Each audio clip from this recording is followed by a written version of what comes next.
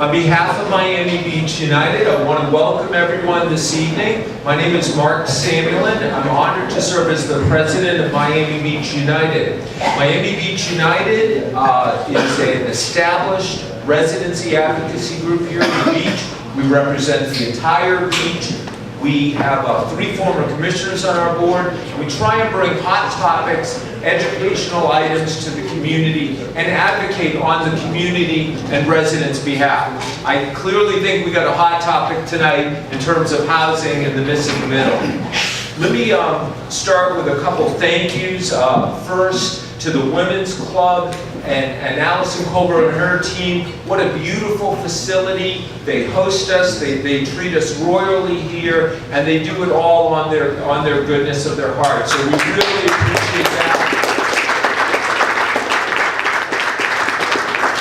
And I'm told if you have a fun party, wedding, bar mitzvah, or something else, Allison would love to talk to you. We have some elected officials in the house here, so I believe I saw Commissioner Steinberg is with us. With that, also a candidate for the commission. I believe I saw Commissioner Joy Malakoff is with us. Commissioner Michael Grieco is with us. Also a candidate for the mayor. Let me shift gears to candidates. I believe I saw Dan Gelber, who is a candidate for mayor. Josh Levy is a candidate for Group 2 Commission. I believe I saw Adrian Gonzalez, who's waving. He's a candidate for the Group 3 Commission, and I'm sure there's another candidate in here somewhere. I want to thank all of you for coming. I want to especially give a warm welcome to our dues-paying member. We're a non-profit volunteer, and it's by the generosity of our dues-paying members that really allows this to happen. So for those of you who are currently members of Miami Beach United for 2017, thank you. For those of you who have not yet joined us, if you find value tonight, if you think it's interesting, for all of $25, you can also be a member. We'd love to have you with us. And speaking of members, I just want to give a quick note about our upcoming event, which is a wonderful event for members and those who want to be members.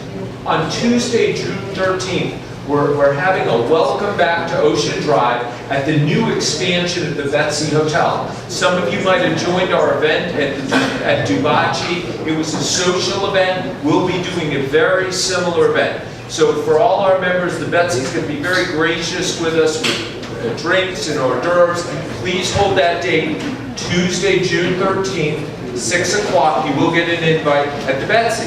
Now, if you're not a member, but you've been dying for the right moment to do it, that might be it, because for your $25, that will make you a member, and you can also enjoy the festivity with drinks and food.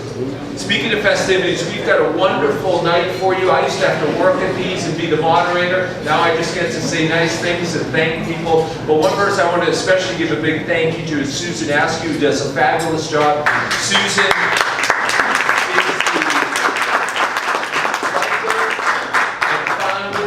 RE Miami Beach, and she has made a great name for herself with that blog. She did a fabulous job at her last event. I know this one will be fabulous as well. Susan?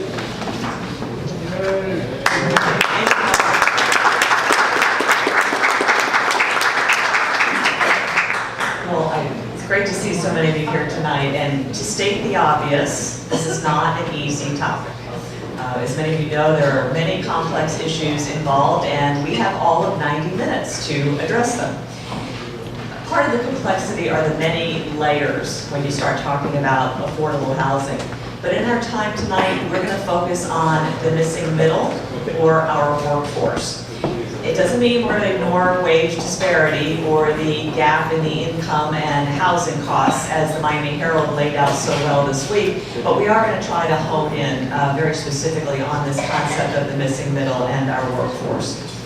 I want to give credit where credit is due. The missing middle is a term that is coined by architect and urban planner Daniel Paralek to define more of a type of housing, so a multi-unit or clustered housing type that is compatible in scale with single-family homes that help meet the growing demand for a walkable urban lifestyle. He often uses this in terms of transitions from intense town centers to single-family homes, or commercial and industrial area transitions to single-family homes. And he talks about it in terms of affordability. So we borrowed the term tonight to talk about both a type of housing that is missing and who is missing in the landscape. Our goal is to frame the issue and the challenges, but mostly we want to focus on solutions. Best practices and ideas that we can begin to look at that meet specifically the needs and challenges that we face here on Miami Beach. And then what we can do together as a community to address the issue. Maria Ruiz is going to help us better define the missing middle, what it means in terms of affordability and our workforce, and give us an overview of where we are in the city. Then we'll ask our panel to come up on stage, I'll ask some questions, and then we'll bring it back into the audience to expand the conversation. We do have a little technical difficulty this evening. We could not make the computers work with the PowerPoint and the screen. So Maria is going to do this old school. We do have copies. She can pass out some copies, and hopefully you can share as she walks through her presentation. Maria is the Department Director for the Miami Beach Office of Housing and Community Services, overseeing the city's homeless, housing, community development, residential housing, and youth and elder services, with 38 employees and 4 divisions. She's been with the city for 22 years in different capacities, spending much of her time improving processes and creating operational efficiencies. Maria has a very deep understanding of these issues, and we're going to ask her to convey all of that in about 10 minutes' time. Thanks, Maria.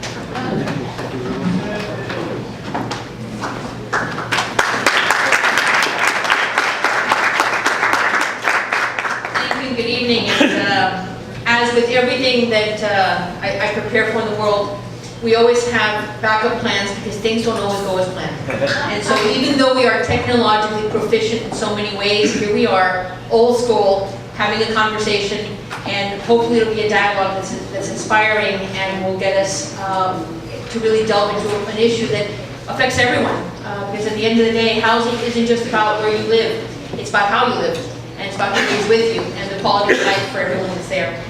So the very first thing I was asked to do tonight is to first define what affordable housing is. Because there are a lot of terms out there in the vernacular that we've come to accept with the term affordable housing. But simply put, it's no matter who you are, no matter how much you make, you're not spending more than 30% of your household income to pay for your housing costs. That's affordable housing. Very simply stated. So whether you're a millionaire or whether you're a person who's making minimum wage in one of our hotels, affordable housing is making sure that you're spending a third of your income towards your housing costs. What's happened, however, over the past 2 decades is that in the vernacular we've come to kind of equate affordable housing with Section 8 housing. Section 8 housing is a government program that's funded by the Department of HUD that in essence allows a person who is low or very low income to pay only a third of their household income towards rent, with the federal government paying the balance of that through a means of a voucher to the landlord.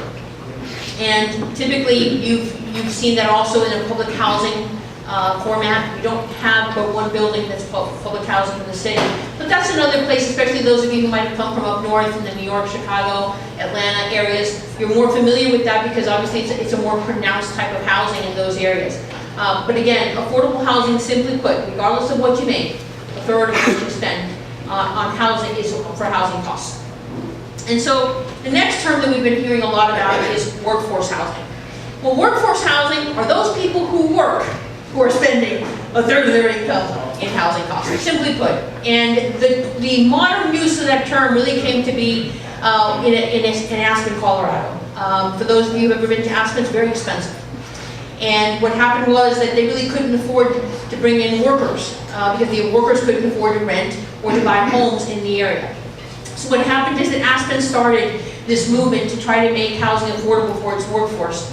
And it did so through a variety of means. They have both rental programs and home ownership programs. And what's great about Aspen is that they brought the topic of workforce housing and housing as a benefit for workers into the vernacular. The problem is now, fast forward 20 years later, they have what's called the graying of the workforce, and people who are intended to not be in the workforce and move on are still living in the same units that were subsidized by the city of Aspen and by the county and by the state. So they have a unique situation where those affordable workforce housing units are now occupied by people who retired. So that's created an interesting little dilemma, and something hopefully that we as a community will learn from as we move forward. And I don't know if you wanted to pass those out just so that we can start. So a lot of people are visual, and I know that, so we wanted to have that available to you. The next piece was talking about affordability in our city, in our greater South Florida region, especially to our neighbors to the immediate north and to the immediate west.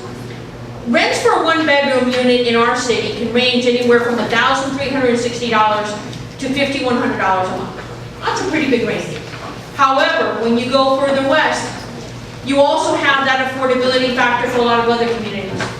And so you have rents that range anywhere from $930 all the way up to $3,000 in other areas. And affordability is an issue that we have countywide. And you'll see, especially for those people who worry about all that traffic coming over on the causeways in the morning and the afternoon, there are people who work way out west and then come to Miami Beach to work. And so their affordability in terms of their rent cost is lower the further west you go. But then again, now you're going to have to be paying transportation costs and time and travel in order to get to your work destination.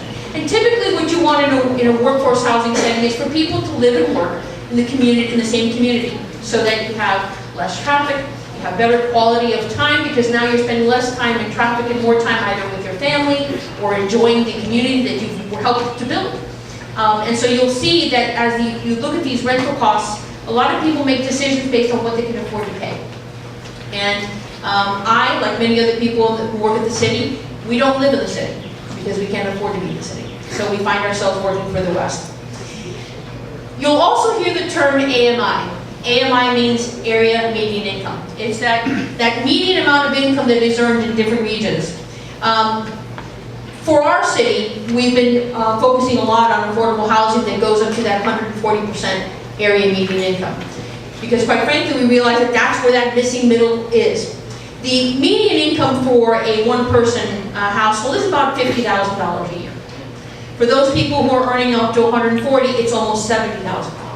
So that can give you an idea of the type of workforce that we were looking to house in some of our city's housing projects, which we're going to go into briefly as the presentation ends.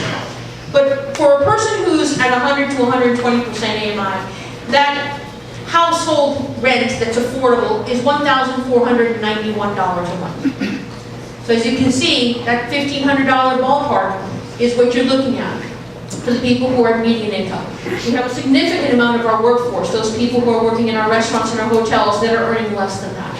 So now that gives you a bit of an idea of the kind of fiscal constraints that you're going to be seeing in terms of income and in terms of rent costs. So the next topic that is important to have a little understanding about is the cost burden. Cost burden means people are paying more than 30% of their income for housing. But what's interesting is that a significant number of our households are paying even beyond 40%.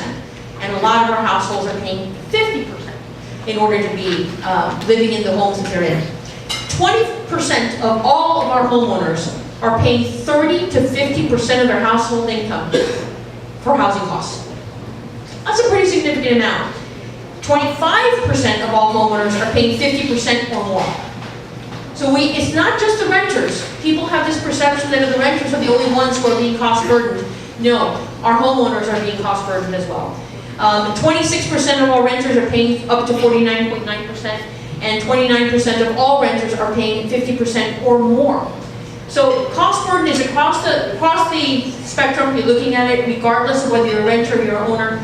And I think that that's what makes this topic so relevant and important, because almost everybody can understand that. Even for those people who are homeowners and have been homeowners for a while. Now you've got sea level rise and you see the cost of your insurance going up, and so what you had anticipated in terms of fixed operating costs for you to live, all of a sudden those projections are being thrown off because of circumstances that are beyond your control. But that's part of your cost burden. So the next piece is understanding just how many people are living in this cost-burdened environment and find themselves in need of some sort of relief. So in Miami Beach, we have roughly 27% of our population altogether that is severely cost-burdened. That's a lot of people who are suffering and struggling in order to stay where they are. In the greater Miami, Fort Lauderdale, West Palm Beach area, it's about 25%. So we're above average for our immediate area in terms of that cost burden, that severe cost burden factor. So we have neighbors who are suffering, and you really never know who that is, quite frankly, simply because it's across the spectrum. So in terms of why we want to work and build more workforce housing, obviously I alluded to it earlier, we want to reduce traffic, because obviously if you eliminate cars, because people can walk or take the trolley or take public transportation because their work is within walking distance, that's going to have an improvement in quality of life. It's going to improve not only their immediate quality of life, but quite frankly yours. Because when you're going to go to the store, and you're trying to get through traffic, you come to appreciate those people who are trying to come in to the community. It creates closer community ties, because if you live and work here, you're going to be spending more time with your local merchants, you're going to know your neighbors, you're going to know how your local government works, you're going to be more vested in the community that you live in. And obviously it encourages residency by vital employees, including teachers and emergency service personnel and nurses, among others. Because when things happen, you want those critical personnel to be nearby. And if they're living in Kendall and you have a hurricane or a tornado that has limited access to your island, that's when you're going to worry about whether or not you have workforce housing for those people, because you need them here, you need them now. And so it's a topic of great interest for them. One of the things that I wanted to mention, because the city is now under the gun to be able to create its affirmatively furthering fair housing. The federal government requires all jurisdictions to promote fair housing. When you have a community that is severely cost burdened, and where you see that greater income really seems to be the caveat to how it is people can access property. HUD looks at those properties, those communities a little closer and says, hey, you got to make sure that you have equal access, and that you can overcome these historic patterns of segregation, and that you can promote fair housing choice regardless of how much money a person makes, or whether they're white, black, pregnant women, people with children, and that you can foster inclusive communities that are free from discrimination. And we have to come up with a policy, some plan books, some strategies that allow us to do that in a culture and an environment where we have so much severe cost burden, where we have limited housing stock, because as you know, we're only 7 miles long, 1 mile wide, we have a lot of height restrictions in place, and that limits how much housing we can actually build in a perfect world. And one of the goals, there's 4 specific goals that we have to do with these policies. We have to ensure that patterns of integration and segregation are addressed, and that racially or ethnically concentrated areas of poverty are in fact broken up, because we don't want to have the ghettos of the past. We want to eliminate disparities in access to opportunity, and we want to make sure that there are no disproportionate housing needs. But keep in mind, we have disproportionate housing needs across the economic spectrum. That's what makes our community unique compared to some of the others who see the greatest economic spectrum the lower the economic strata you go. And that's unique about us. In our city's comprehensive plan, Objective 1 of the housing element speaks to the fact that our goal is to have 16,000 affordable units for low and moderate income people. The fact of the matter is that we've got less than 5,000. And there's just no way that we're going to be able to build 16,000 units. So one of the topics of conversation that is going through City Committee now is amending the comprehensive plan to a more realistic, attainable number, and that we're hoping to target 8,000. Keep in mind, we've got about 50,000 total housing units in our city. 50,000. About 10% of those are empty right now. They're owned, but their owners don't live in them. So we have about 5,000 vacant units that have the possibility of people living in them and actually contributing to the community at large. We want to talk about housing element number 3, which speaks to maintaining a minimum of 40% of the city's land area so that we can have residential use for it. We don't expect to change those standards going forward, but that's an important piece because we don't have any more land. We're not going to be able to build any more land. We talk also about historic preservation, preserving the housing stock that we have. One of the projects that I most enjoyed, and probably one of the greatest privileges I've had, is our rehab of the London House Apartments, which used to be the old London House Hotel on Washington Avenue. It's a beautiful building that we restored using federal monies to create 24 units. In those 24 units, we now have 3-bedroom units that are hard to come by, especially for low-income families. So making sure that we preserve the housing stock that we currently have is part of our objective and our goals. You may have heard the conversation at Commission regarding our garages and trying to integrate workforce housing where possible, where feasible, where we're building garages. And that's something that we're exploring. We also talked about the possibility of retrofitting these garages so that as the parking demand diminishes, when these millennials decide that they don't want to have cars, that we can retrofit these garages to instead make them into housing as the parking demand decreases. That's a pretty costly proposition, I will tell you, but it's certainly one of the many ideas that this commission has been exploring. And I'm actually very excited because our commission has been eager and has been very forthcoming and innovative in trying to come up with ideas to address the housing gap and to do so with all the limitations that we have.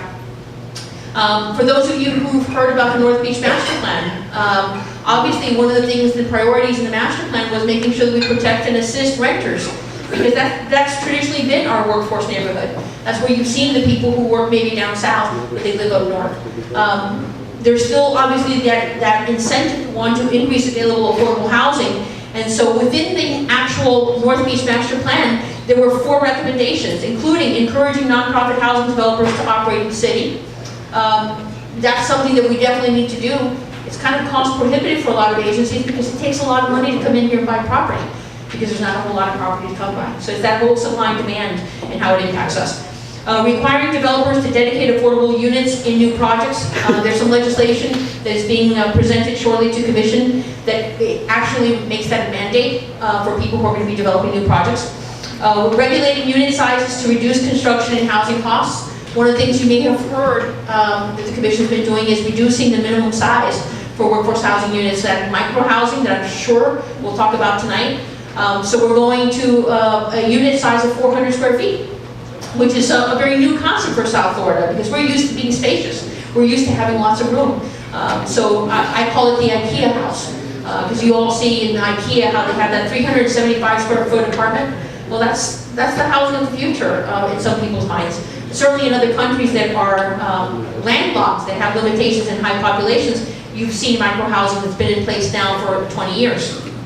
And understanding that short-term rentals may exasperate the situation. I think a lot of people have heard about how Airbnb and others have impacted some of the neighbors that traditionally have been living, especially along the Harding Avenue corridor in North Beach. One of the sad side effects to this I see in my office, because we've lost a lot of our seniors who traditionally lived in those small garden apartments up at the north end, and their landlords are not renewing their leases. And so these are people who literally lived in our community for 20, I think the most I've had is 27 years in one unit, and they're being forced out because the owners are no longer accepting the rental vouchers from Section 8. So these are people who are in the golden years of their lives, and they're having to literally reshift where they live. And that's a traumatic experience. For any age, it's traumatic. Because I'm 50 and I'm moving, so I know how hard it is. But when you're 70 and you're 75, and you don't have sons or daughters or grandkids that live nearby, that trauma is exacerbated in an incredible way. And I think they've been lost in some of the dialogue that we've had. Again, just to reiterate how progressive our commission has been in trying to come up with creative ways to stimulate the private development. Obviously, we've talked about expedited review and permitting. That's something that we've always done for our affordable housing, but now we're talking about doing it for our workforce housing developers. We're talking about refunding application and review fees and deferring and restructuring impact fees.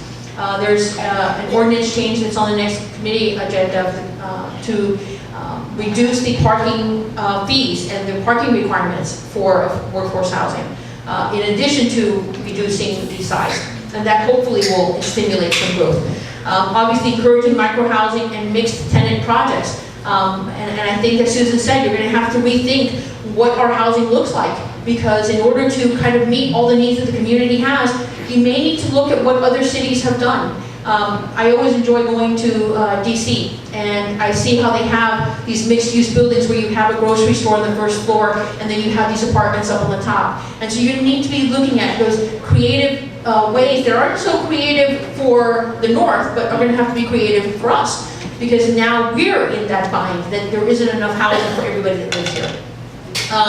We talk about utilization of the city-owned properties to develop workforce housing, and I'm going to go into that a little further. Defining workforce housing beneficiaries as those earning up to 140%. In a lot of communities, they keep it at 80%, sometimes they go to 100%. Some communities will go crazy and go to 120. Our community went even crazier and said 140, because it's telling you where the demand is. The demand is across the economic spectrum. We're looking at encouraging mixed income, mixed use development through positive marketing efforts, because we want people to see that people who could be making $40,000 a year and people who are making $60,000 a year, they both want the same quality of life. The distinction of how they make really isn't that great in terms of what they'd like to see as amenities, what they'd like to see within walking distance of their neighborhood, how they would like to see quality in their schools. $20,000 doesn't make that difference, and that's what we're getting to see. Certainly promoting an education effort to developers so they understand what the incentives are. One of the first things that I learned when I took over this department and I started to do some outreach and meet with some developers is that Miami Beach has a reputation as being a difficult community to develop in. So needing to kind of change people's paradigms and changing the perceptions that they've had so that we can open up our city and see creativity and innovation come in. And instead of seeing difficulties, instead see opportunities. And that's what we need to kind of work on. Establish long-term deed restriction programs to preserve affordability. We've extended our affordability period in most of our HUD-subsidized buildings just for that purpose. Assessing the potential demand of the city's workforce, ensuring that appropriate units are developed. And that really comes down to if you've got a spouse or if you've got a child, accommodating them as well. And being open to making sure that we're inclusive of everybody who would like to live and work in Miami Beach. And then one of the last items was researching the possibility of short-term tax abatements. I'd like to share with you two projects that we have on the table. The Barclay Plaza Apartments, which is actually immediately next to the London House Apartments on Washington Avenue. It's at 1940 Park Avenue. The Commission has given us direction to look at developing that as workforce housing in conjunction with a private developer. So we're looking for a public-private partnership that will allow us to develop this beautiful land, because it's a beautiful lot. It faces Park Avenue, but it fronts the rear on Washington Avenue where the brand new convention center is going to be. So you have this parking lot attached to this historic building, that the historic building faces the historic district, and now you have that back lot where you can put an accessory building that faces the brand new convention center. And it's incredibly rare to find a lot that actually is fronted on by two streets. This one does. So it's a unique opportunity, and I can tell you that's one of the things I'm most excited about, and I hope I don't retire before we get it done, because it has the greatest potential to see what the possibility of the past of our city with what the future of our city is. So we hope to actually go to commission, hopefully by September, with the RFP for that P3. And then we have another project that's beginning to take shape at Collins Park at 224 23rd Street, right next to Chef Davis Plaza, if you're familiar with that building, and right adjacent to the library. And the Commission has asked us to look at that site and develop housing for artists. We've already had preliminary conversations with Miami City Ballet and with Art Center about each of them investing in the property and having condos within the building for the use of their artists. This site is, for those of you who may not be familiar, if you have read about the Zaha Hadid garage, that was one of the intended sites. Now that that project is off the table, they've bifurcated the lots. You have the garage that's on the east side, the west side rather, and on the east side we're going to hopefully have this artist housing. And this is going to be a unique one because I don't know, Maria will probably tell you, artists don't make a whole lot of money until they die. So they're not the most profitable renter that you can think of. So the challenge is going to be coming up with a funding mechanism, the mechanics of how we're going to finance this project and make it come to fruition. And then one last comment with respect to, again, how the Commission is trying to create mechanisms to fund affordable housing. You're all familiar with the short-term rental fines. We've issued a little over $5.5 million in fines. However, we've collected only about $111,000. But the commission has asked that we set aside a portion of those monies, 80% after we reach $200,000, for the purposes of dedicating the money for workforce housing. So that's my quick overview, and I know the panel, I know you guys are going to have some vibrant conversation and dialogue, so I'm sure the next hour and 20 minutes is going to be exciting. So I'm going to hand it back over to Susan. So start first with Maria Del Valle. She has served as the Executive Director of the Arts Center of South Florida since January of 2012. Located on Lincoln Road, the Arts Center's mission is to support artists and advance the knowledge and practice of contemporary visual arts and culture in South Florida. The Arts Center recently sold one of its properties on Lincoln Road and will use the proceeds to expand its mission and activities. In January of last year, the center leased property in downtown Miami with 6 living and working studios to expand its visiting artist program. Commissioner Daniela Levine Cava was elected to the Miami-Dade County Commission in 2014 after having served as an advocate for South Florida residents and communities for over 30 years. In 1996, she founded Catalyst Miami to help low and middle income families through education and advocacy efforts. Catalyst is an innovator in health and human services, as well as an incubator for new approaches to community and economic development. At the county level, she sits on the Housing and Social Services Committee and is also a member of the Miami-Dade Transportation Planning Organization. Commissioner Levine Cava, does need to leave early this evening, so she's going to slip out here at any point when you need to go. Okay, Andrew Fry, I'm looking for my order here. All right, Andrew is the founder and principal of Tesella, which is a real estate development firm in Miami. He's a developer, zoning lawyer, educator, advocate, and winner of the ULI Southeast Florida Young Leader of the Year recognition. Prior to Tesella, he developed 1,200 market-rate rental apartments while with CC Residential. He's an occasional adjunct professor at the University of Miami School of Architecture, and one of his many volunteer activities, he's a board member of the South Florida Regional Transportation Authority. And Adam. Adam Old is Director of Planning and Policy at Omni Community Redevelopment Agency, where he oversees planning, affordable housing, and policy. The Omni CRA's focus is on the Omni neighborhood, as well as parts of Overtown, Wynwood, and Museum Park. From 2012 to 2014, Adam served as an elected councilperson for the village of El Portal, where he spearheaded the 2013 El Portal Community Planning Charrette. He's an advocate for smart and incremental growth, great neighborhoods, affordable living, and sustainable and active mobility. And last but not least, Mike Hammond is the Chief Development Officer for the Platform, which is focused on rebuilding the city of Detroit.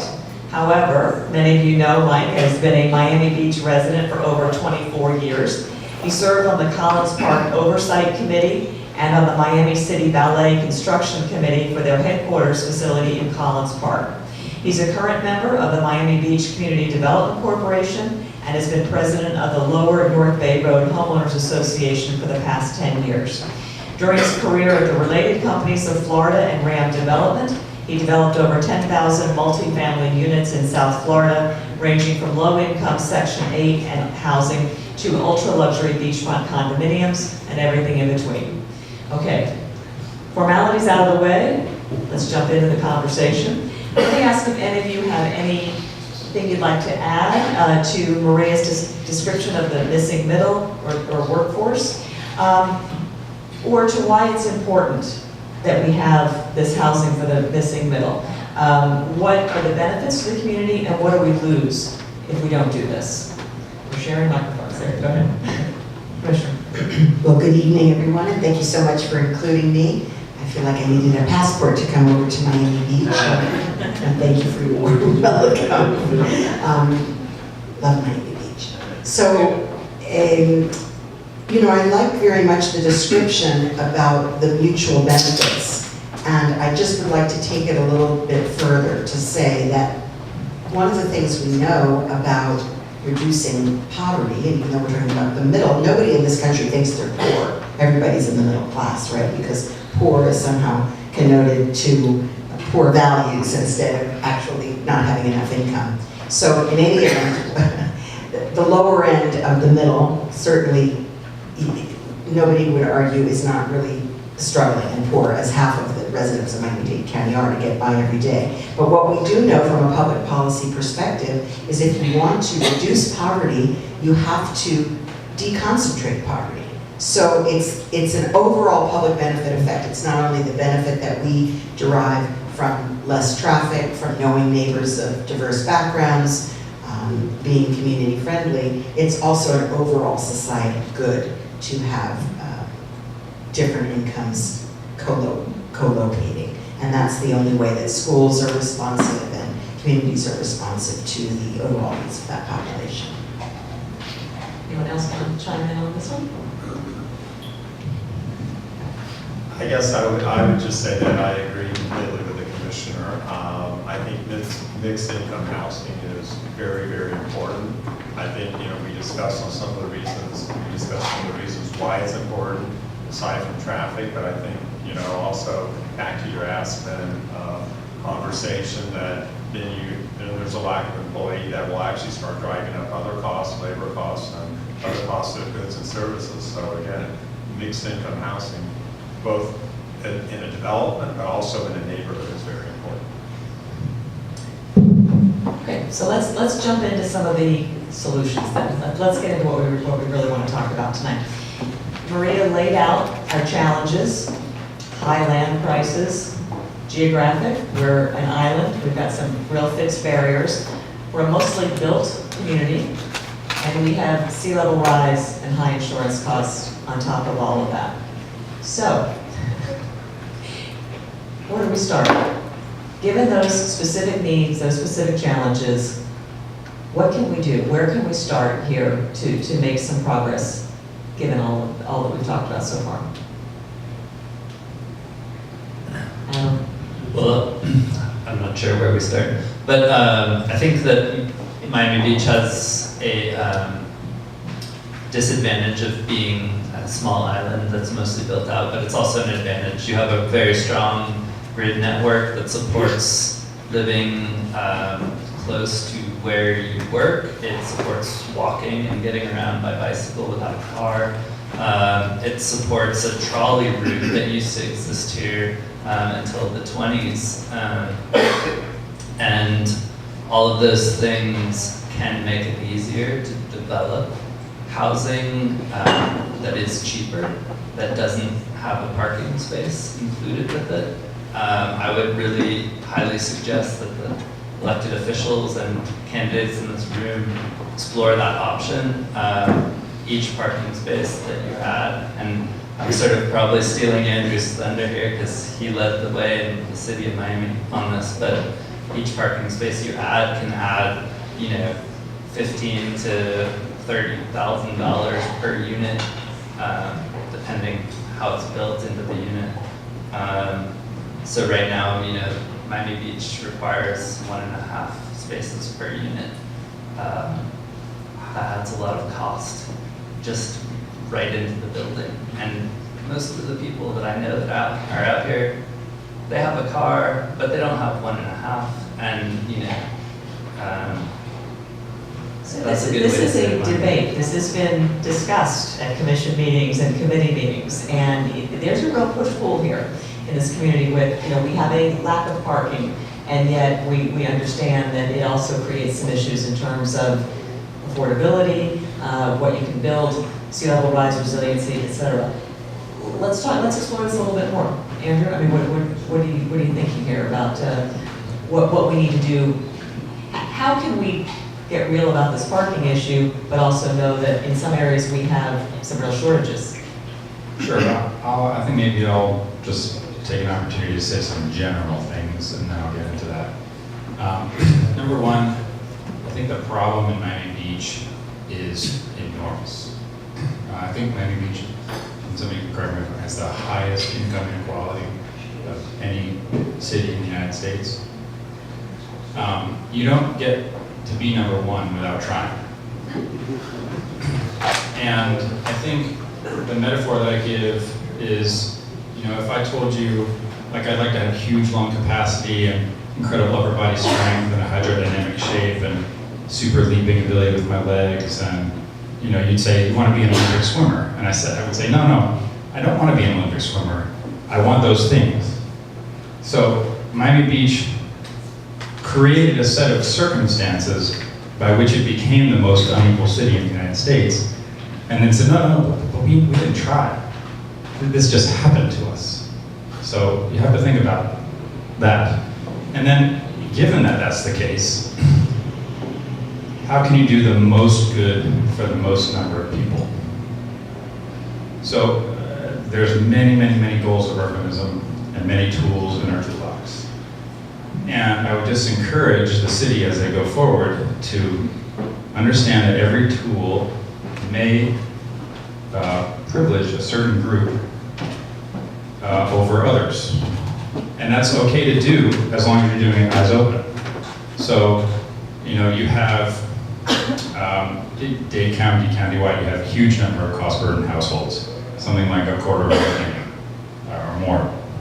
And a lot of people talk about how we can improve the low-income housing tax credit program. Well, the low-income housing tax credit program delivers about 300 units a year.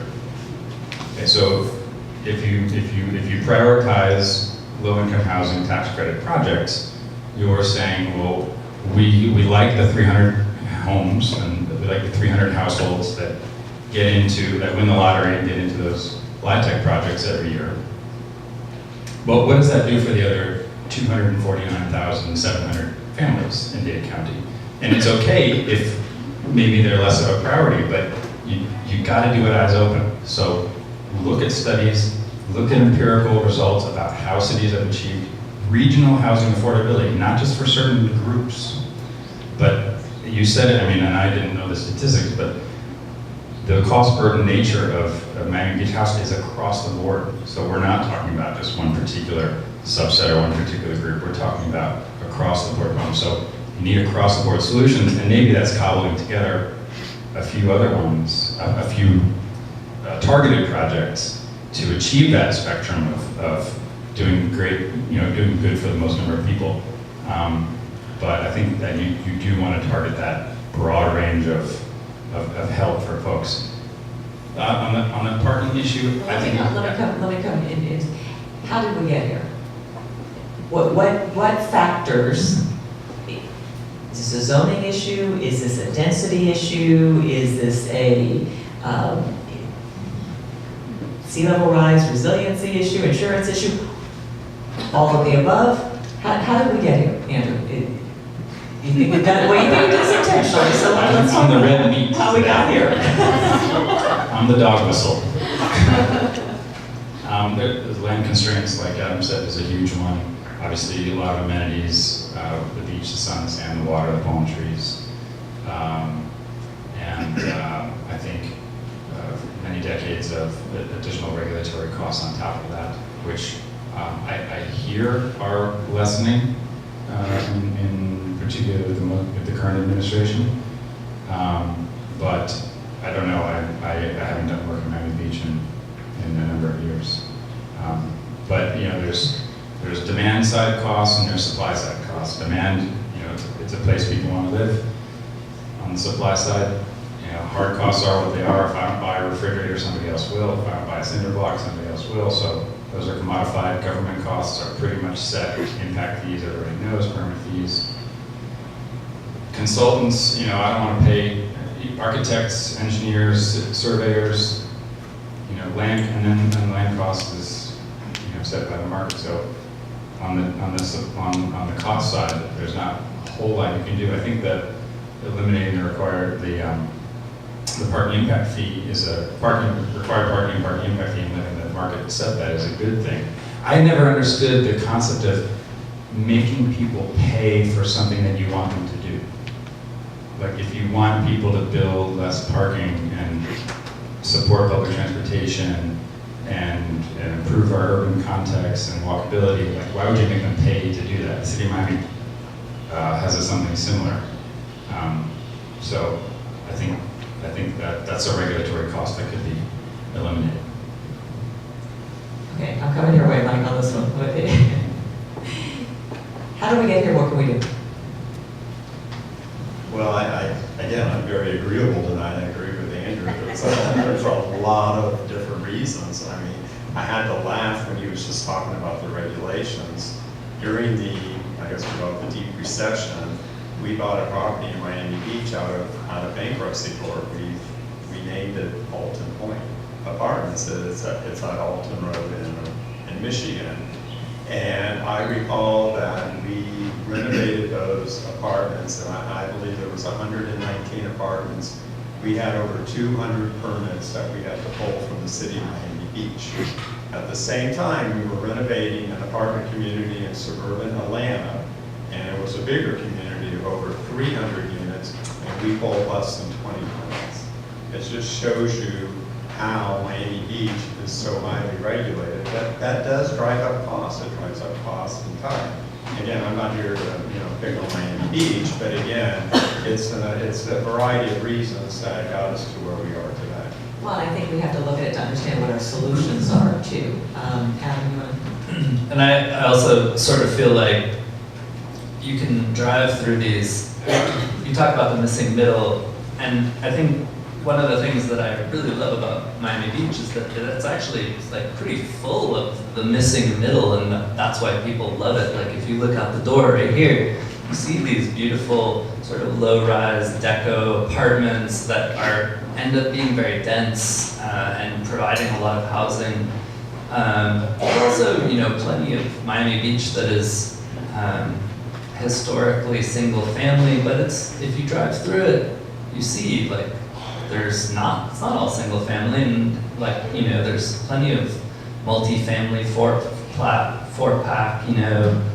8-pack things that are in there, and then you say, well, that would be great, maybe I'll buy a lot here and build the same thing, and then you can't, because it's built for a single-family dwelling. It's zoned for a single-family dwelling now, even though historically that's not what it was.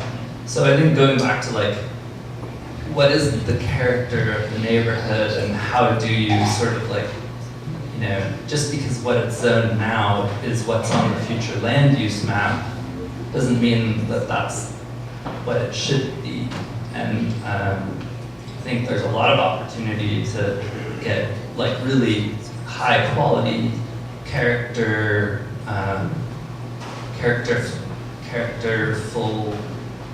buildings that like you see out here in some of these single family neighborhoods without ruining them at all. And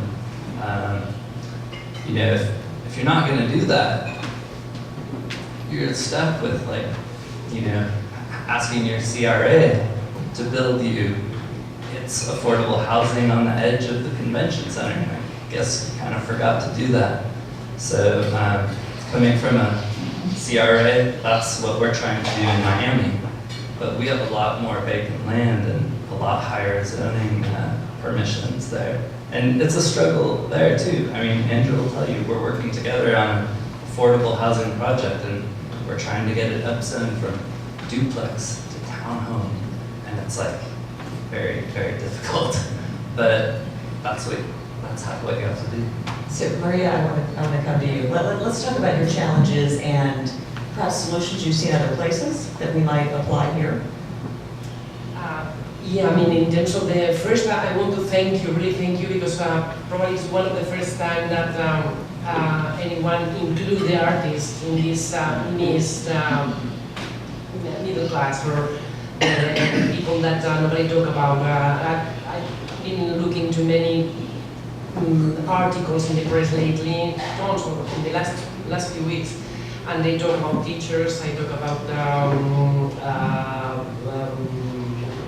people working firefighters and so on, and we always forget artists. And in lieu of what was said here is the part of the artists are needed in this mixed income and mixed kind of people working in and living in communities. And for the artists, this is a problem that is not only here, is everywhere, but in Miami and in Miami Beach in particular, is really, I mean, artists have disappeared. I do think that you know is that the established artists, that you know artists that are living here in Miami Beach, they just can't really afford. And but there is another point, and also in what Maria said, I mean, a really interesting presentation. Even this line of 1,500 or so that we were talking in the part of the what they are thinking or so, that even is high for an artist. If we think that an artist of let's say 35 to 40 years, they are still, if not emerging, they are mid-career artists, that they are struggling, they don't have a fixed income. It depends on, I mean, many other factors.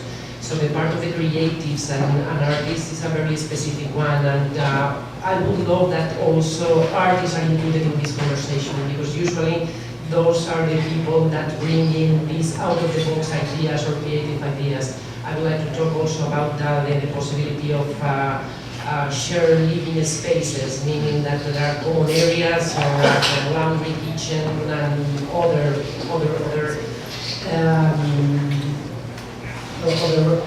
infrastructure that building needs, that for the creative class and the artist is thinking. Maybe for a family is not, but for this kind of workforce is doable, and at least it's a different way of thinking. Then I have another thing about this micro housing. I think that yes, it will be the future, but the things that I've been reading happening in Miami, specifically in Wynwood, that we have been seeing in the press, these micro houses, 400 square feet and a rent of $1,400 a month. I don't think that this is the way either. I don't think that we are going to arrive at any place that is really something fair for everyone. Wait, I think the microgrid, that's something very interesting to talk about a little bit further. Commissioner, let's talk about this balance of government regulation and getting what we need or want here in terms of affordable housing. How do we work together? How do developers, government, community work together to get where we need to go? Well, I'm thinking about, for example, our green building program. And in the county, if you're building green, LEED certified, you're entitled to an expedited process. That was not very much known, and I passed resolution to get the county to promote that. Well, similarly, I believe there is a so-called expedited process for certain income housing brackets. But if it's not known and if we don't really actuate it, so I've been exploring with people in our regulatory departments what processes we could use, like you can convene a meeting with all the departments to do a pre-approval and different things that would maybe cut through some of the red tape, because sometimes some of the problems people have is they're dealing with multiple departments, and the one has something to say and then the other one changes, and they're not coordinating and they're making it very difficult. So I'm certainly interested in any examples of things like that where we could possibly legislate to facilitate the process. But at the end of the day, there's just not enough money for the things that we need to do. It wasn't mentioned that our housing prices are higher because of the foreign market. So, definitely there's conversation about how do we tap that. If people want to be here and it's, then there's a premium for that. Would it be reasonable to consider second homeowners or something of that sort to pay a little bit more that could go into a fund? We created an affordable housing task force and trust fund, but it's got almost no money in the county because it was, basically it's funded through voluntary fees. So what can we do to come up with some sustainable sources?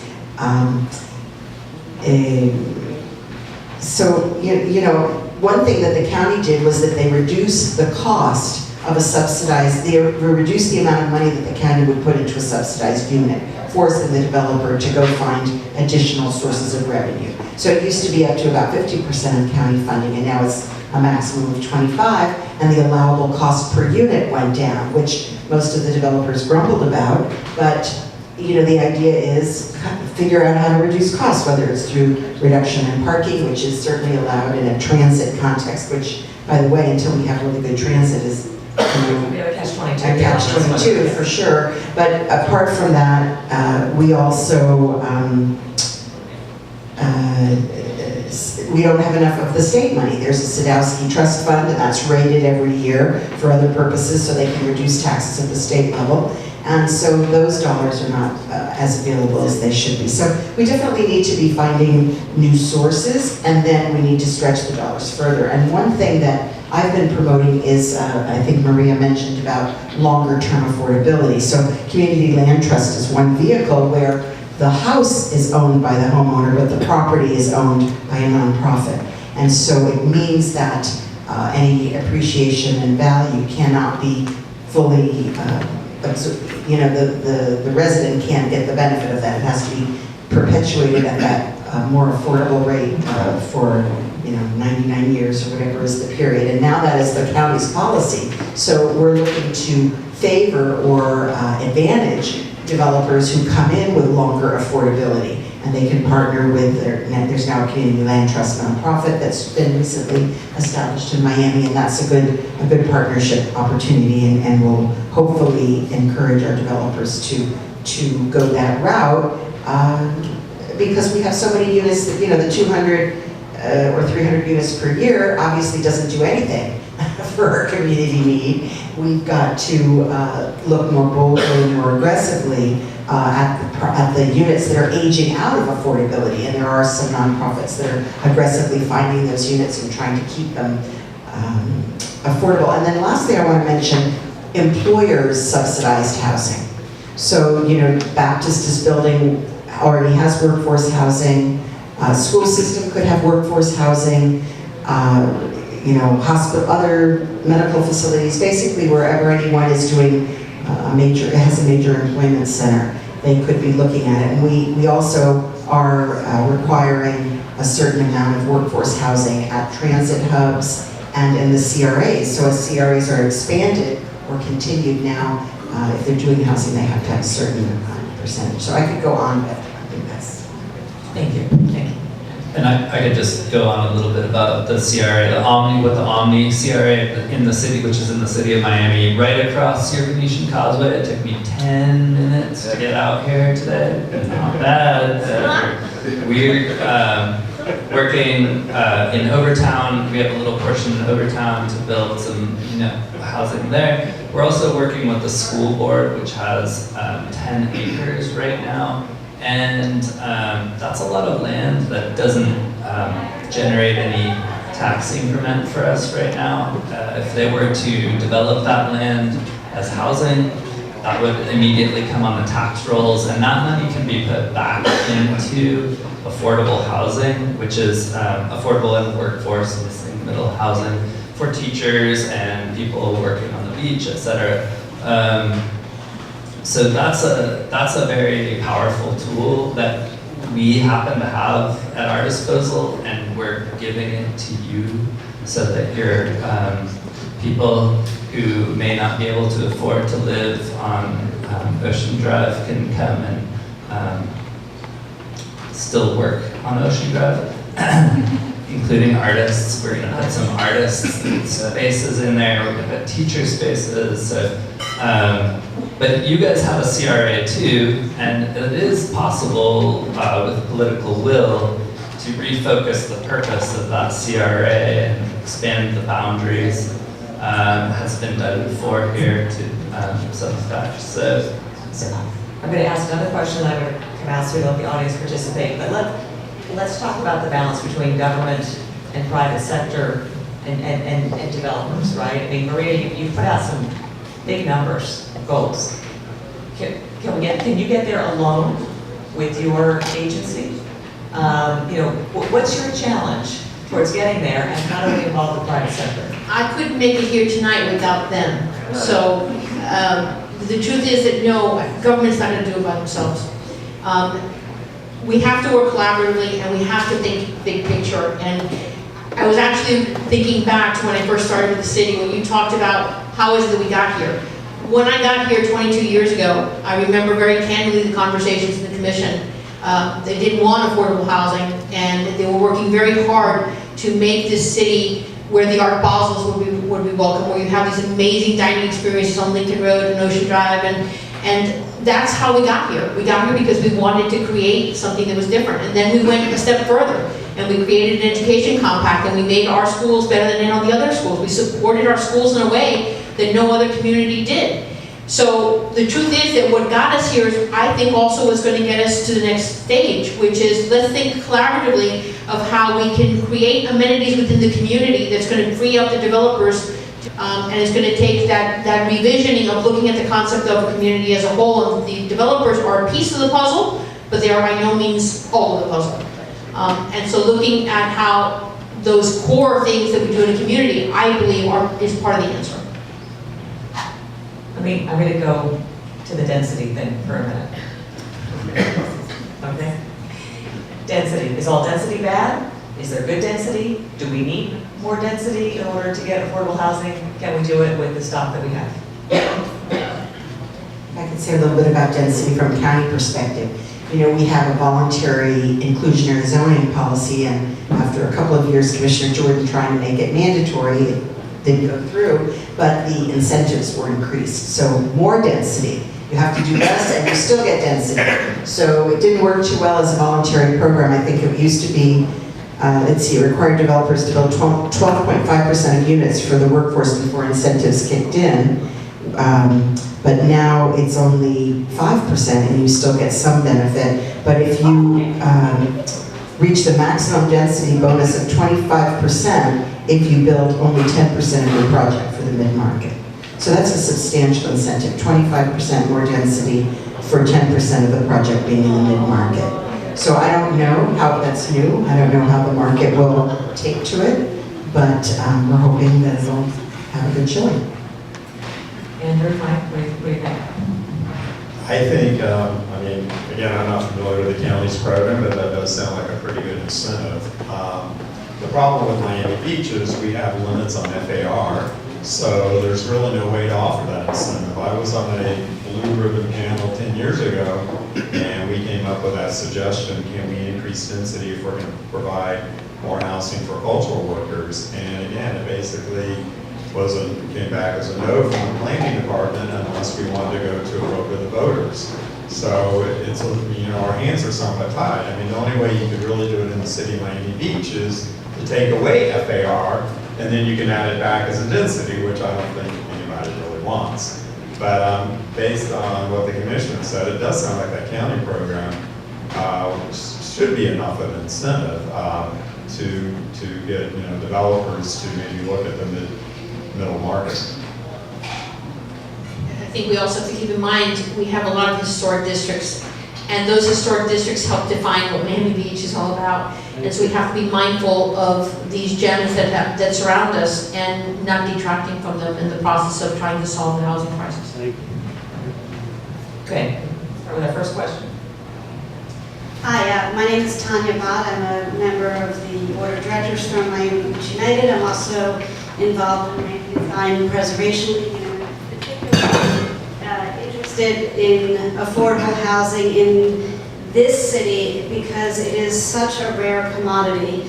When you live in what seems like a fairly modest home that is worth over $1 million, that's insane. So it's sort of a bifurcated question, but to me they're kind of related. In this city, we obviously have very limited land mass, and there's not a lot we can do, and we do have a way more historically relevant and important housing stock than we even get credit for. So we're faced with a government organization that is tremendously siloed. Is this working probably? That is tremendously siloed. So what one part of the organization thinks is a good idea, the other part of the city organization doesn't hear about at all, or it's too late, or doesn't have the wherewithal to make happen. And at the same time, we have a city organization that is very, very open to listening to developers who may not have the best long-term interests of the city and its residents at heart, because they want to kind of cash in on the super high prices that they can get for luxury buildings. And whoever lives here now and is still going to live here in 20 or 30 years, if we're not all swimming away, too bad for them. So how do you reconcile those two related, tangentially related issues?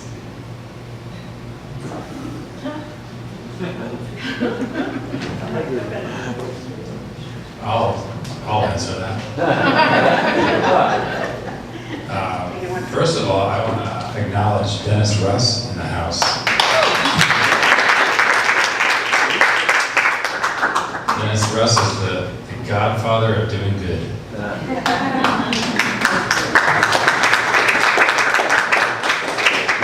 You're my son. The godson, just adopted. Yeah, so it's so complicated. We have the foreign buyers, we have the limited land, we have the amenities, you have historic preservation and other regulatory regimes, you have conflicting visions of what Miami Beach should be. It's an extremely, extremely complicated process. And I would, again, just ask that you look at data and don't sort of guess about what's going to create affordability in your city. Maybe appoint an affordability czar to cut through some of those silos. Look at, the Washington Post has done fantastic reporting on housing affordability as a national crisis, and they looked at San Francisco, which I think would be instructive for Miami Beach as an extremely high cost area. They found, Emily Badger did an article, and she found that there are 3 macroeconomic factors or regional economic factors that were correlated with housing affordability. One of them was high unemployment, which we don't want. One of them was decline in real wages, which we don't want. And the third one was housing supply. And so if those are the 3 things that increase regional housing affordability, and we don't want the first 2, I think we need to think about the third, and that brings us to the issue of density. Other issues, LIHTC, low-income housing tax credits, the county surtax, other programs, are going to kind of nibble around the edge. The problem is so huge, if you're not engaging market rate housing developers, you're never going to make a dent in the problem. And that's just not Miami Beach. That's regionally, that's nationally.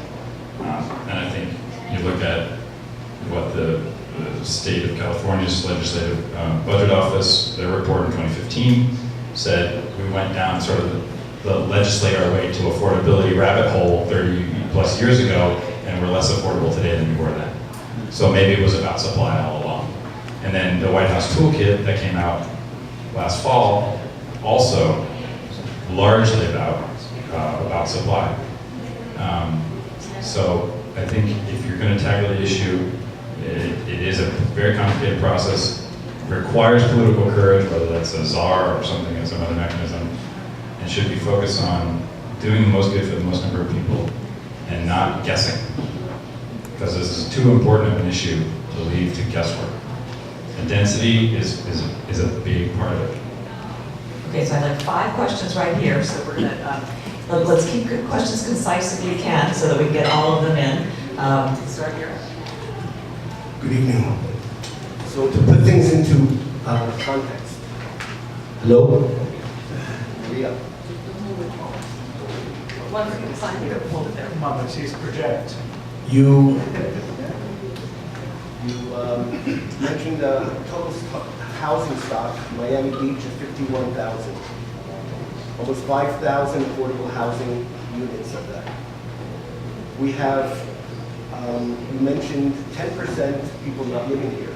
Now, to the commissioner, those 10% already pay a tremendous premium because they are not homesteading. And they pay every year an increase in 10% in their property taxes, and no cap on the second part of the school district. So they're paying a tremendous premium to own a property in Miami Beach already, and subsidizing all of our quality of life. So we have to take that into consideration. Second of all, as the gentleman mentioned about renovating 100 units in Miami Beach, and 300 permits, was it? He said over 200. Over 200 permits. So think about an 8-unit property that has over 150 permits. How a small investor can get through that, has to hire land use attorneys, has to go from department to department, and why it takes to build something in Miami Beach 5 years as opposed to 18 months across the bridge. Now you guys have been talking a lot about programs of Miami. Miami Beach, at the end of the day, it's going to come down to FAR. There is nothing else. There is nothing else. And I'd like somebody to at least acknowledge that or say that there are other ways. But I just haven't seen anybody from architects, economists, cultural activists come up with any other solution. And I'd be really, really interested to hear if anybody has anything else about that. I would just like to say, I mean, I agree with you about the FAR issue.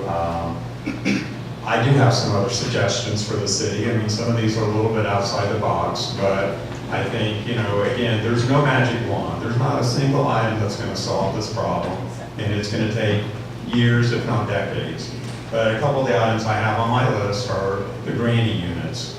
These are the units that are, I bought my house 24 years ago, went to pull a permit, and I wanted to renovate the guest cottage. And they said, oh, no, you can't, you can't, you know, put the kitchen in there. I said, there's a kitchen in there. It's been in there for 50 years at least. Didn't matter, couldn't do it.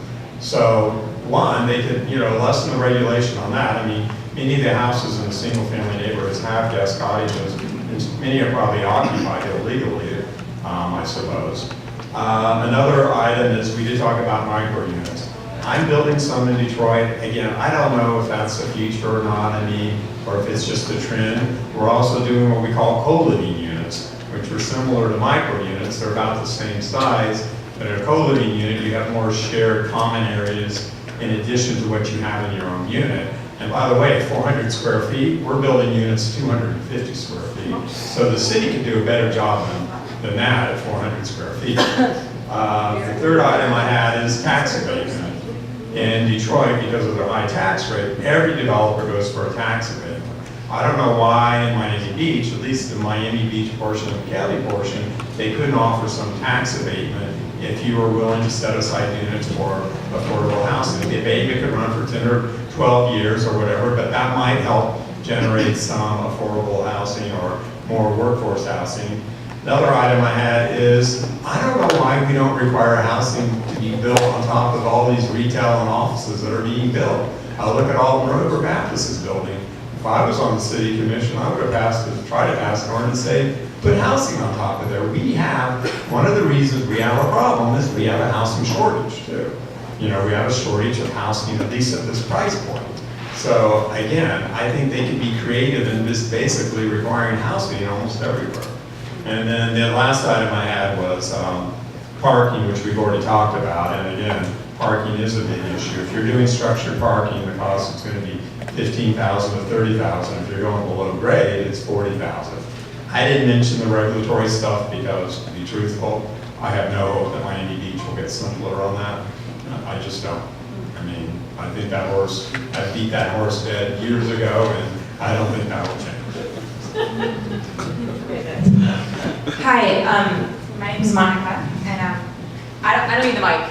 I'm laughing. My name is Monica, and my question is very brief, and it's actually for Maria. And I'm just wondering, from what I understand, the red and white Section 8 buildings, their 20-year, 30-year contract is expiring soon.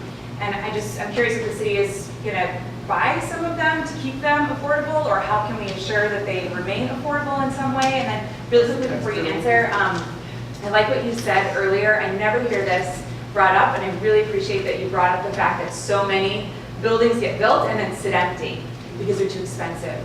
And so is there anything we can do, anything? I mean, I would love to live in some of these. I walked by years, they've been empty, and units, multifamily units. Is there anything we can do about that? I don't have the answers, but maybe you do. So let me first address about the Chef Davis Plaza and about the Blackstone Apartments. Both those buildings had been under affordability directly with HUD, and those affordabilities are expiring this year. Interestingly enough, HUD is offering enhanced vouchers to every one of those two properties. So the hope is that most of the tenants are actually going to stay in place, which is nice because as you get older, that's really hard to do.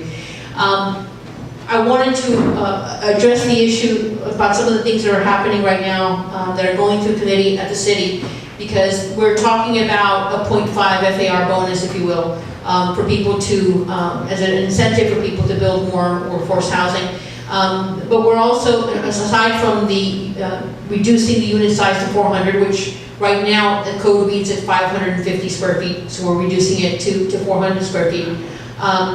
The city is also looking at other incentives, including, right now, one of the items that's going to go to commission next month is making it mandatory for even commercial spaces to have workforce housing. So the city is actually having these discussions at committee and at commission, and I think we're trying to move very quickly to change what took years to get us here. But as with everything, it takes a little bit of time. And there's always going to be, for every person who says, yes, it's a great idea, I think there's going to find equal number of people who are going to say, no, that's not really a good idea. So the challenge is going to try to be balanced to be able to achieve that. With respect to our communities and the fact that we have units that are open, I think the circumstances at large with the world economic climate being what it is, that may change. I had read a story not too long ago that the foreign purchases went down to zero at one point once the Justice Department said they're going to be looking at those purchases a little closer. So that might influence whether or not people keep these assets in our city.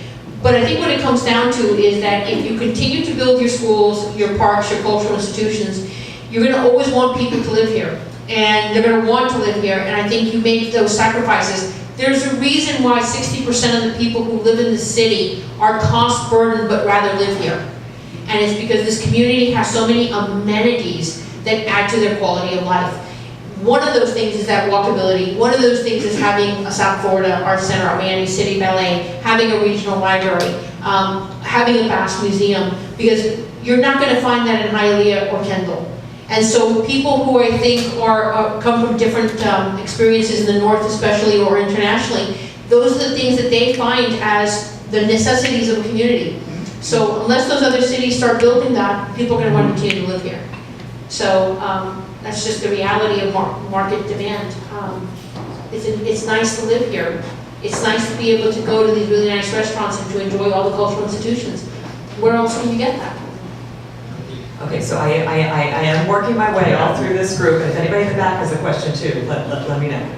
Hi, everybody. My name is Christine Flores. I'm on the board of directors here. I have a question because I think there's a piece missing here. The developers have a very valid point around bureaucracy, unit size, FAR, all of those questions, and then the community has very legitimate concerns of their future. As things get more expensive, who's going to be living here to keep the stores open, to keep the businesses, the art centers, all of these things could end up being like literally sitting vacant because the only people who can come here are tourists or very wealthy who have a multitude of choices for them to go to around the world and in Florida, nearby even. So where is the business community here? So those businesses that are going to be impacted by the fact that they don't have their workers living here where their offices are, they're having to go further and further west. So you mentioned San Francisco. I had done some research a few years ago. They looked at that. They saw an economic value to keeping their residents within their community instead of going home at 5 o'clock and spending their dollars in the suburban community. They put a dollar sign around it. So I think to push the middle, that working, the middle class, and not just about, we're talking about service workers as well as union members, police officers, hotel workers, middle management. So where's the business community saying, wait a second, 5 years from now, we're going to be in trouble because we can't afford, we're not going to have employees in these buildings to serve our customers where we get our money from. So that seems to always be missing from this kind of conversation, because I think if the business community starts pushing on it, working with developers and politicians, maybe, I don't know. So your thoughts on that, working with the business community, how does that help? I think businesses just leave. They don't see it as part of their core competency to fix a city. They just say, you know, if you don't want us here and don't want to accommodate our employees here, we'll just leave. You know, that's, to the point is like, okay, we've all tried to talk about lightening the regulatory cost burden in the city of Miami Beach, and that doesn't change. So I think, you know, you probably have some folks that are growing businesses in the city of Miami Beach, and they say, well, I could spend my time, you know, beating my head against that wall, or I could grow my business somewhere that wants it, and that's what they choose to do. So, you know, God bless people that stay in a community and advocate for it improving and making it better, but that's not a position that many residents are in. That's not a position that many business owners are in, to have that kind of free time and that kind of inclination to make the effort. I wish more people did. That's not even to say that if they did, things would change, because there are competing interests as well.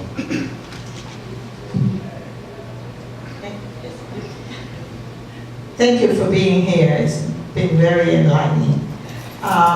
Two things and two questions I have that are very concerning to me. One is, how long, if you give bonuses, if you give impact fee away, if you give all these things that we're talking to the developer, how long and how are we going to tie the rent and the longevity that is going to? Because the problem that we're having in Miami Beach, and we're having it all over, is the fact that we used to, at the very beginning, and Dennis Rose knows, we gave a lot of grants for 5 years affordability. All those are gone. When we were doing home ownerships, you know, it was a touch and go, because you could lose that apartment. So a lot of apartments are coming due. And yes, they get a voucher, but they gotta move out. But if the landlord is good, like the Blackstone, they're gonna let them stay, that's terrific. But the majority have to leave the beach.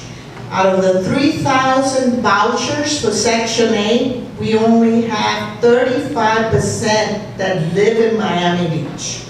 68% of those vouchers, because people tell me, oh, we have 3,000 vouchers, but they don't live here.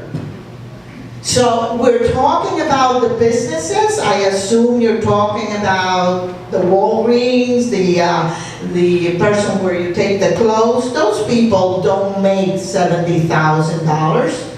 All those people qualify in the affordable housing that you are talking about, from getting the money from CHIP and getting the money that the federal government gives out.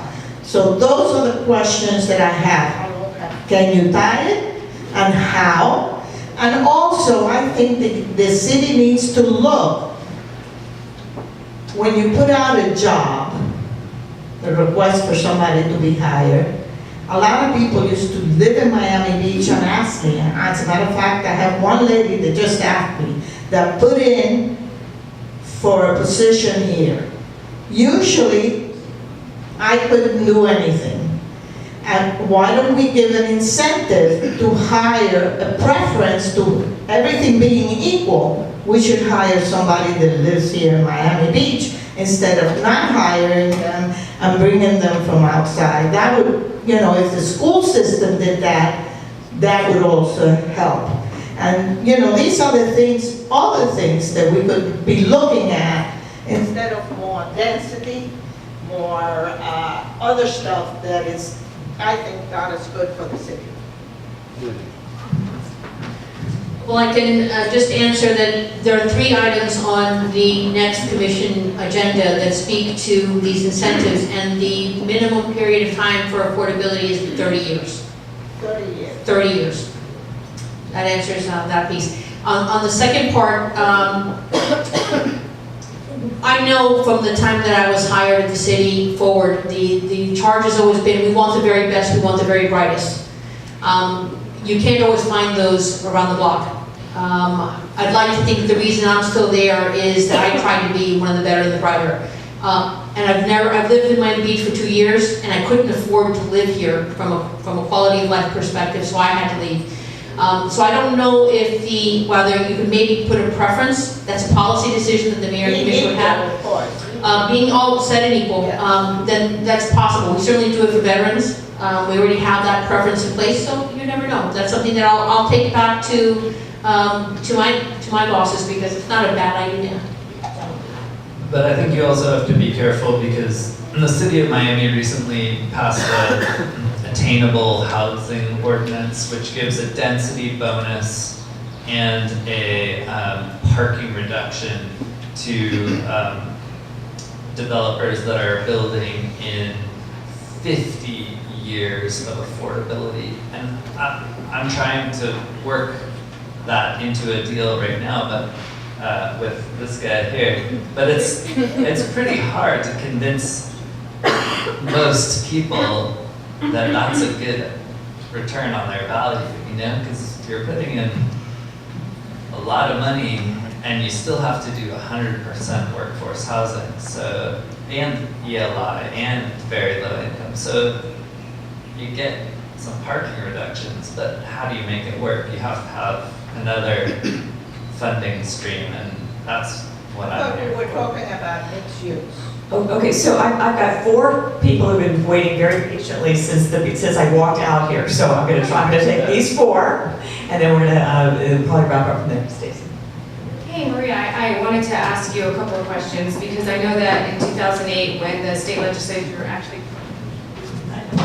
funded the community housing innovation program as a funding source for workforce housing, the hospital actually, in 2008, actually has 50 affordable housing or workforce housing units. It was the only funded program in the state of Florida because it was rental, and obviously we know that workers cannot afford what would be the lower income of the AMI for, you know, workforce housing. And so obviously the hospital, as a mission, as an employer here, has made that dedication for the last 10 years. But what about that funding source? Are you using that funding source? Is there a way we can lobby to get the AMI changed on that funding source? I think that, interestingly enough, when they first discussed the issue of companies taking care of housing for their workers, the first example that came to my mind was Miami Children's Hospital, because the only way that they were able to retain nurses at the hospital, even though it's a world-class institution, was that they had to build apartments down the street because otherwise the nurses couldn't afford to be there. So it's interesting that the medical profession has taken such a leadership role in that. The answer is that I think from a policy perspective, I think our commission, as it stands right now, is, I think, open to ideas and open to exploring what they, anything that could increase the housing stock. I think there's a careful balance, as every policy issue tied to my department, there's always a careful dance as to how it is we structure it, how we face it, how we put it together. But that's a policy decision, and I was hoping that the commissioner would be here. I guess they stepped away, because I'm here at their service. So if they tell me these are the parameters I want you to work in, that's what I do. I think that they're open to discussing it. It might be a different matter in terms of the strings that come with it. Because even the affordability issues, 30 years is what we're putting in our proposals, but from what I understand, they're prepared to negotiate down because they don't think 30 years is going to attract the people. Well, the land use restrictions for the state housing program is actually 50 years, and the hospital signed on it and has always had affordable housing because back in the days of segregation, nurses actually couldn't work at the hospital unless we housed them at the hospital. So, I mean, I think that that's the basis of where we come from when we're looking for other business leaders to be mission-driven and to step up as well. But again, I think that when you look at those mission-driven businesses that are doing that, you're going to look at places like Google who are buying properties to build apartments for their workers, and they have the cash ready to do it. They have the means, the method, and the mindset to do so. But I have to agree with Andrew. I don't see that mindset in most of our business community here. It is more profit-driven, more if it's in my best interest, as opposed to the global corporate partner that we used to see in other senses. My name is Yves, and being in real estate here in Miami Beach, and I can also relate to you because because of the arts, because I also work at the New York Film Academy. And we have an income of students coming in from all over the world that obviously cannot, pay a higher rent. However, there are apartments that are affordable. By affordable, I mean that there are apartments available from $850 to $1,300. The problem with that is not availability. The problem with that is that most of those units are not taken care of, have mold issues. So then, my problem with that is not that lack of availability, but lack of owning up to taking care of the existing units that are available. I mean, almost the entire Zone 2 residential zoning.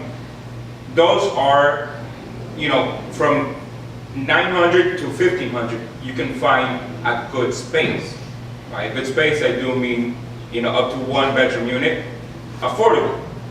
And affordable meaning because I have students coming from all over the world, including other parts of Florida, that want to be here and they can pay from 900 to 1,200 to 1,300 to 1,400. But the problem is, obviously, they don't want to live there because the place is falling down.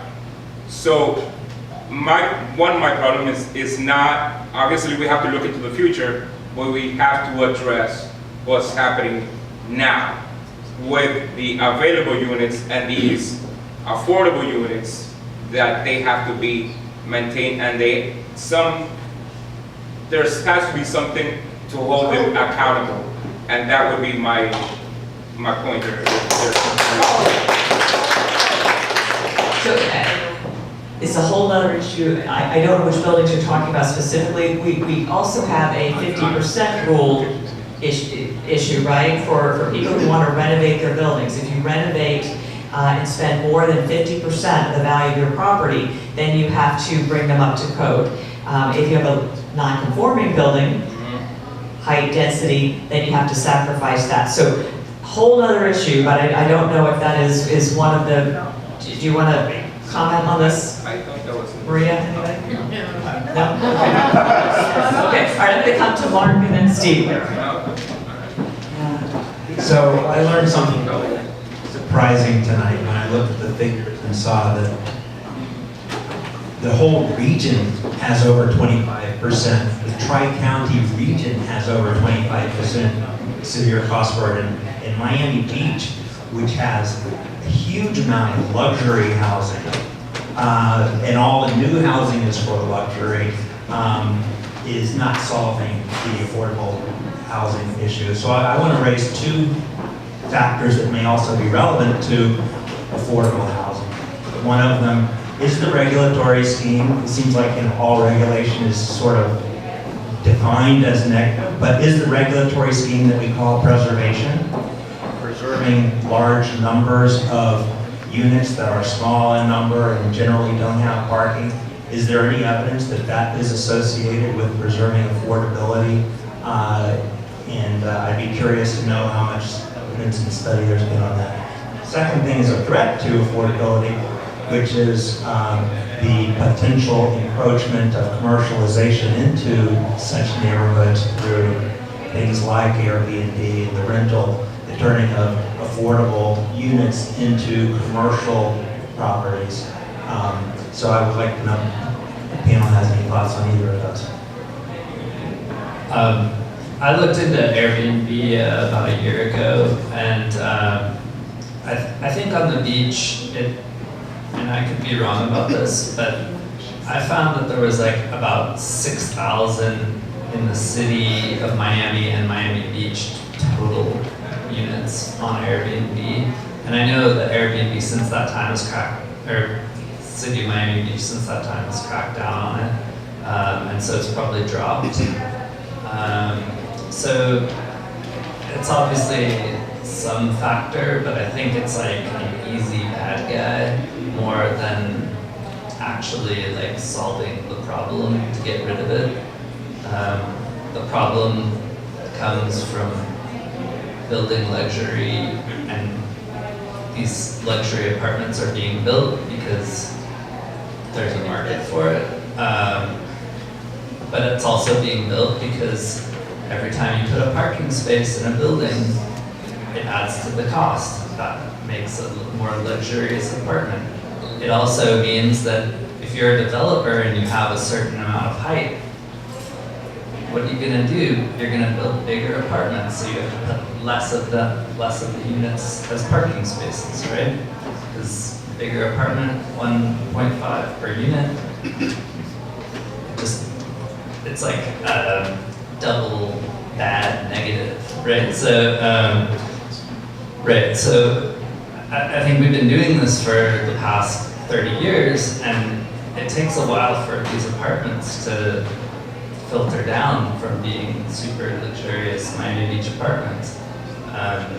We need to be building regular housing for regular people, and it's illegal now, so, or at least very difficult.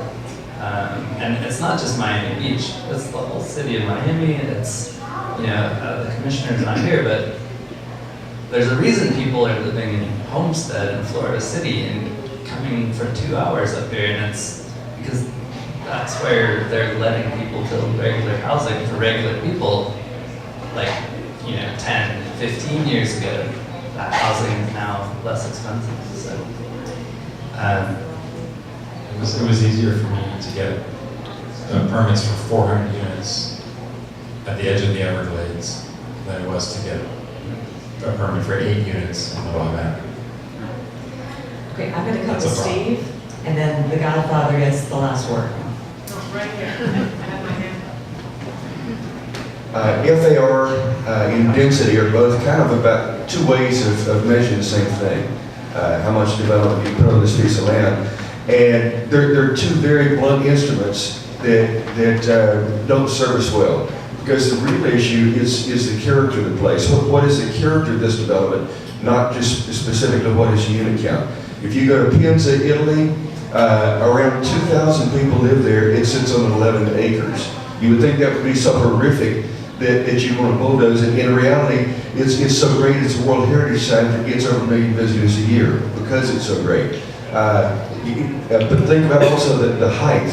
El Raval, the historic center of Barcelona, has 27 times the density of Vancouver.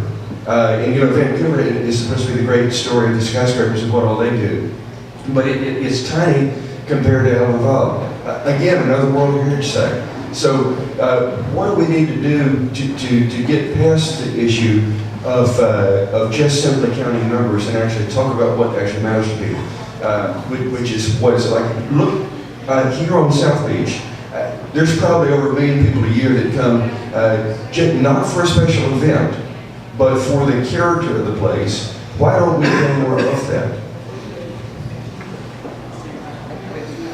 So a couple of comments and then a question follows both Mark and Steve's comments. I think what we found is that here in Miami Beach,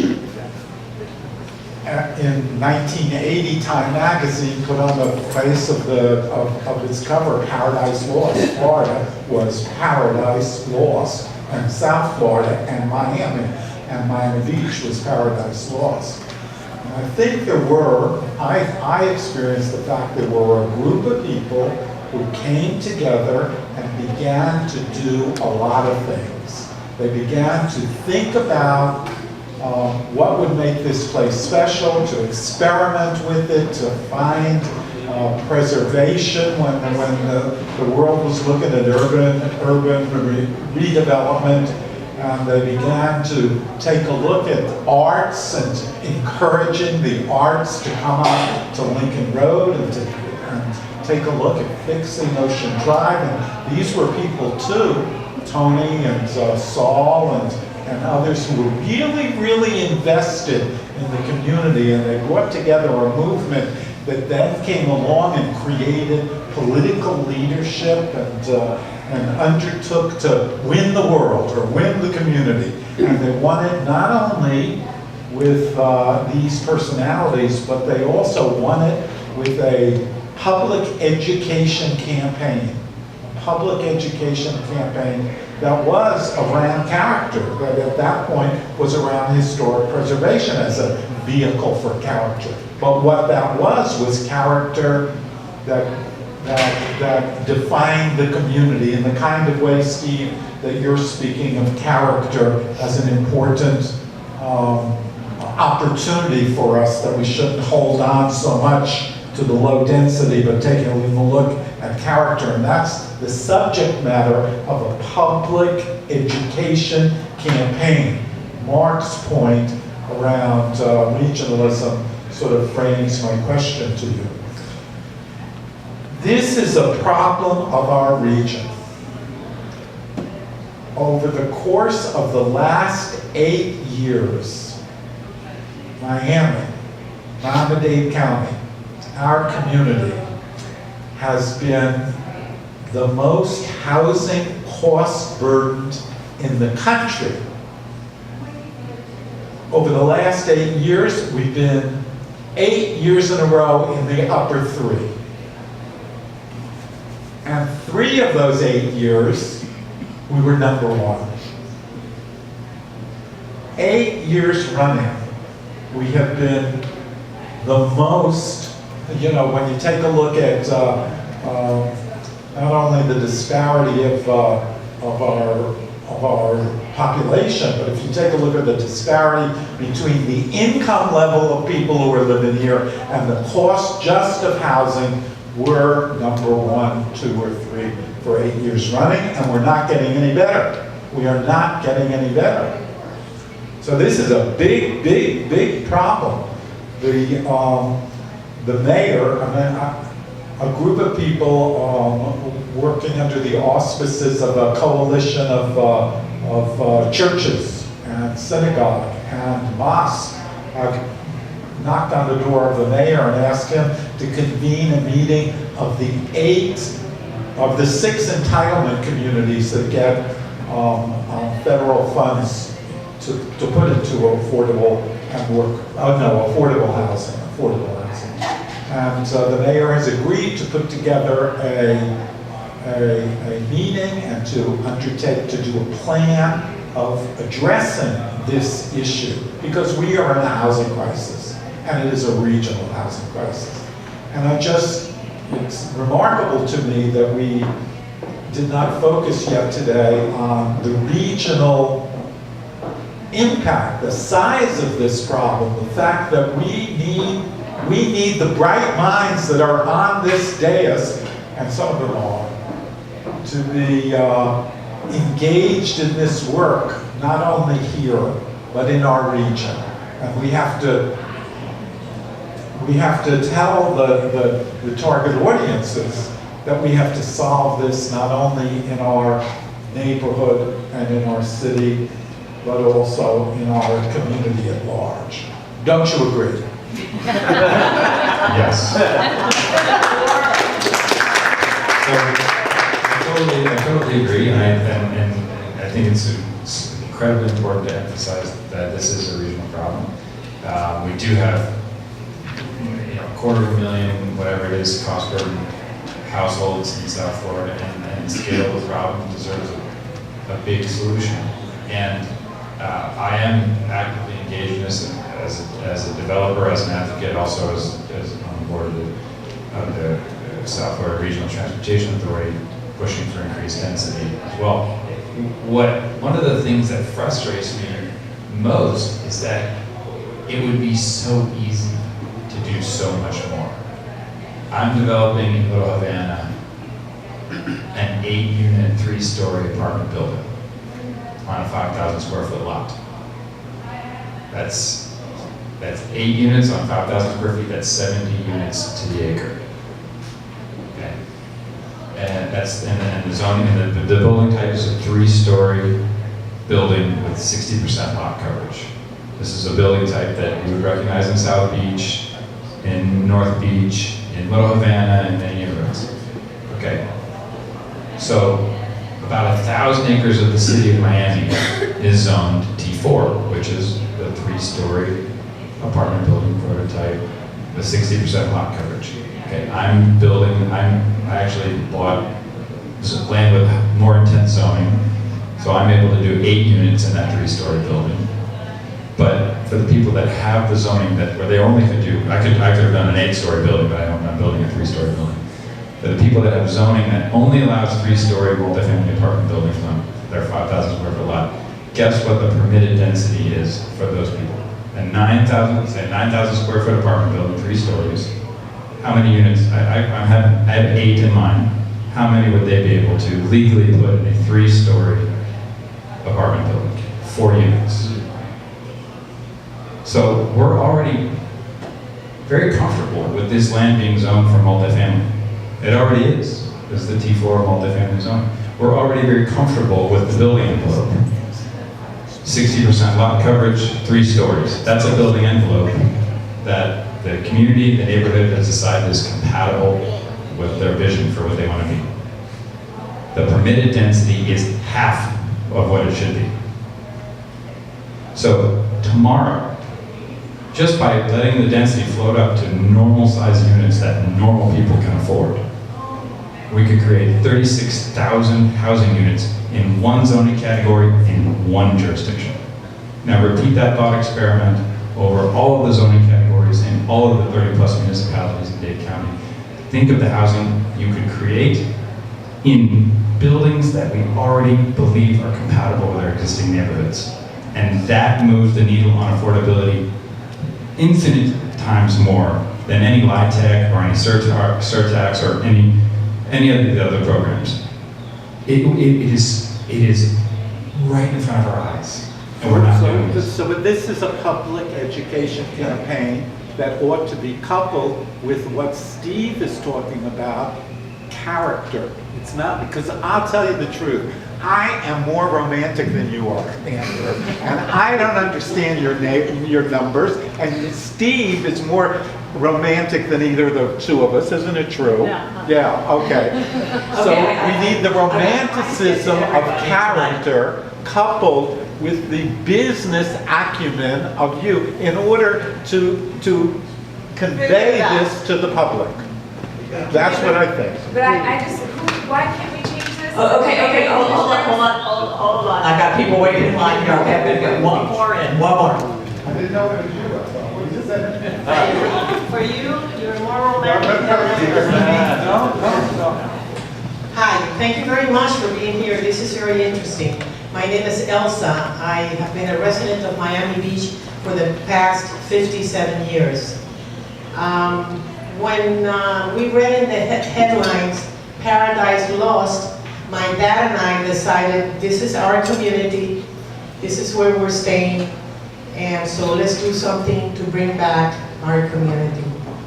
So we began to invest in buying little historic buildings in Miami Beach. My dad has since passed away. Today I own over 100 units in Miami Beach. So I would want to say that about 70% of the tenants that I have are low-income housing. They're Section 8 tenants.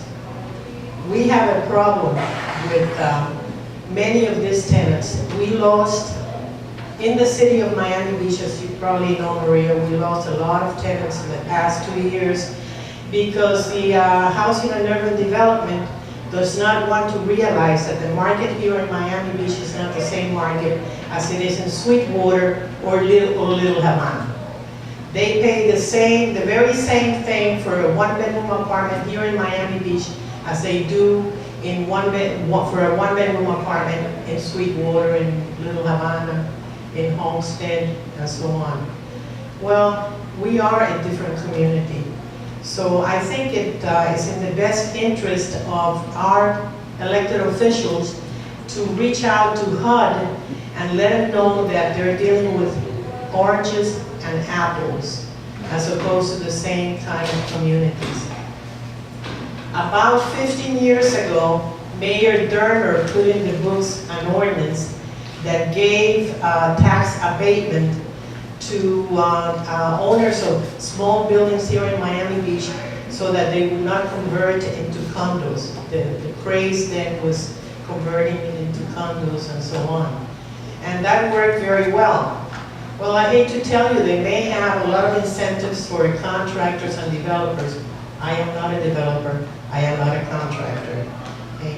But they do not give any kind of incentives to anyone else that has a lot of the affordable low-income housing tenants here in Miami Beach.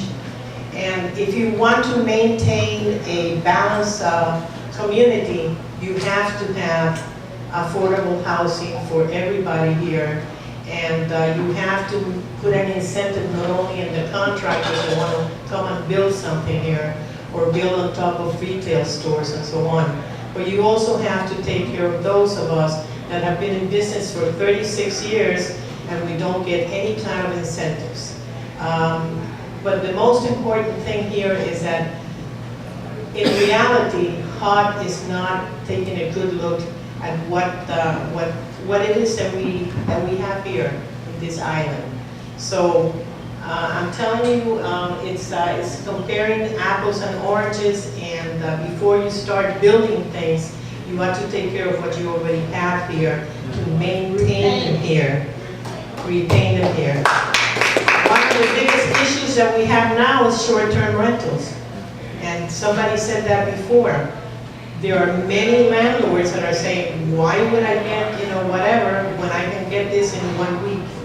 And that's something that, that ought to be looked into a little harder. I know that the city has hired, I think, 3 new code enforcement individuals dedicated to short terms. It's not sufficient. We are plagued. I'm telling you, I live in my city. I move around. It's incredible the amount of illegal short-term rentals that is going on in the city. So we have a lot of empty units because of that. They don't want to rent to yearly. They want to rent only for a week at a time, or 3 days and so on. But if you want to give incentives, you want to look back at the way that Mayor Dermer had a tax abatement issue and look into it and maybe, copy it or revise it or whatever, so that you give this incentive to the individuals that maintain a certain percentage of low-income housing individuals in their properties. Thank you. Thank you. Thank you. Thank you all for your time.